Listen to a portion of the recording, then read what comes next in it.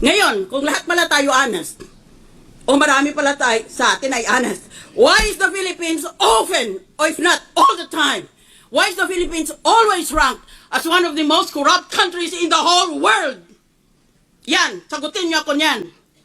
Nagpapakalinis kayo? Aba kung malinis pala ang mga opisyalis natin at malinis pala sa buong bansa, eh bakit palagi tayong nililista ng Transparency International as one of the most corrupt countries in the world?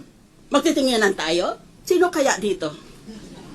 That is a problem with this country. We're all for honest government, and yet the world condemns us as one of the most corrupt countries in the world.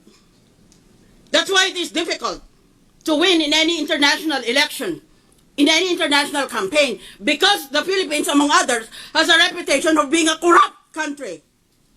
Isip ng iba, kung corrupt ang bayan na yan, walang matinong lalabas dyan. Walang matinong ibubunga yan.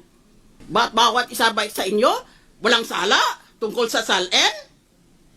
Bigyan niyo ako ng sapang buhay. Panginoon, bigyan mo ako ng sapang buhay at imbestigahin ko lahat. Isa-isa. Dito sa Senado, sa House of Representatives, tignan natin. Pati sarili ko, imbestigahin ko. Ngayon, kung lahat pala tayo honest,